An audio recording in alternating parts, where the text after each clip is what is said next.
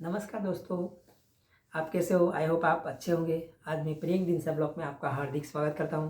इसके साथ आज मैं अमरविल के बारे में आपको जानकारी देने आया हूं। तो अमरविल क्या हो, कैसी हो, कि कहाँ होती है, उसके बारे में मैं आपको पूरी जानकारी दूंगा। तो आप आज अमरविल के बारे में मेरे पास जानेंगे। अमरविल क्या है वो भी आपको मैं दिखा दूँ। इसे बोलते हैं अमरविल, आपने बहुत अच्छी तरह देखी होंगी, हर जगह दिखती है। इससे बोलते हैं अमरविल। तो इसके बारे में आज को मैं आपको जानकारी दूंगा। तो अमरविल को इंग्लिश में पैरासाइट कहते हैं। इंग्लिश में उसका नाम पैरासाइट है। उसके साथ ही वो परावलंबी है। वो अपने अपने पर नहीं निपती, औरों पर निपती है। और किसी भी पेड़ पर आप उसको डालेंगे या खुद कोई भी डाल देंगे तो उसके पेड़ पर पूरा चिपकेगी और उसका रस चूसेगी और अपना प्रोग्रेस बढ़ाएगी। और जो झाड़ है सामने वाला उसको पूरा ख़त्म कर देगी। ऐसी उसकी ऐसा है वो झाड़। वो बेल ऐसी है। इसके बारे में आगे जानकारी में बताओ तो वो हृदय रोग में बहुत अच्छा है।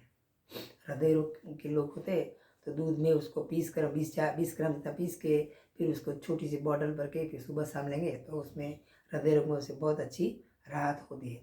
उसके साथ ही वो कहाँ मिलता है उसके बारे में भी आपको शुरू में बता देता हूँ।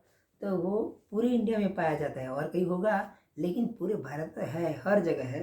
तो हमें ढूंढने में ऐसी कुछ मुश्किल नहीं पड़ेगी, आराम से हम उसको ढूंढ पाएंगे। और दूसरी बात आपको बताऊँ तो उसका फूल कैसे होते हैं, उसके जो बीज होते हैं वो कैसे होते हैं। उसका फूल सफ़ेद और छोटे होते हैं, उसके बीज भी ऐसे छोटे होते हैं, लेकिन हमें दिखना नहीं मिलेगा। जो ज़्यादातर उसमें लोग देखते हैं, जो कायम उसके पास आते जाते हैं उसको दिखेगा। हम तो कभी भी देखेंगे तो हमको खाली ये बेल ही दिखेगी, हमको इसके फूल एक ऐसा कुछ नहीं दिखेगा। तो ये इसको बोलते हैं अमरवेल। तो इसके बारे में आगे मैं आपको जानकारी दूँ तो उसको इसकी तासीर कैसी है। तो उसकी तासीर हम देखें तो उसकी तासीर होती है चरमरा की। चरमरा उसका स्वाद होता है और उसकी तासीर गर्म होती है। स्वाद चरमरा होता है और फिर उसकी तासीर गर्म होती है। वो हमारे बाल झड़ते हैं तो उसका लेप लगा के तो बाल हमारा झड़ना कम हो जाता है। उसके साथ ही हमें गठिया रोग हो तो गठिया रोग में उसको पीस के उसका लेप लगाए तो वो भी मिट सकता है। उसके साथ ही जो लोगों को बवासीर होती है तो बवासीर बहुत अच्छी चीज़ है। बवासीर में हम इसका 20 ग्राम बेल लेंगे, 5 ग्राम जीरा लेंगे और 4 ग्राम कलौंजी लेंगे, उसको पीस के पूरा सब बना के इसका यूज़ करेंगे तो हमारे बवासीर में भी बहुत अच्छा फ़ायदा होगा। और उसको दूध दूध के साथ हमें लेना है पीसने का। हर चीज़ दूध में बनानी है हमें हमें ऐसे यूज़ नहीं करना है क्योंकि गर्म तासीर है, इसीलिए हमें दूध लेना ही लेना है हमें। तो दूध का हमें खास यूज़ करेंगे। उसके बाद ये बच्चों की हाइट नहीं बढ़ती है, लंबे नहीं होते। तो बच्चे की लंबाई बढ़ाने के लिए भी दूध के साथ हम सुबह शाम 2-2 चमचे लेंगे ना तो भी कोई अच्छा उसका रिजल्ट मिलेगा ही मिलेगा। उसके साथ ही पेट में बच्चों को, बड़ों को भी कीड़े पड़ जाते हैं तो कीड़ों को मिटाने के लिए भी उसका रस सुबह शाम लेंगे तो हमारे पेट में जो कीड़ा पड़ते हैं ना, कृमि बोलते हैं, कीड़ा बोलते हैं, वो कीड़े खत्म हो जाएंगे। और दूसरी बात बताओ तो आँखों के नीचे जो सूजन होती है कभी कभी तो सूजन बढ़ा लेंगे, पलकों को पर हम ऐसे मालिश करते रहेंगे तो हमारी पलकें भी दुखावे से मुक्त हो जाएगी और हमारी सूजन कम हो जाएगी। उसके साथ दूसरी बात बताओ तो वो कहाँ और कैसा उसका असर होता है फिर भी आपको बताऊंगा।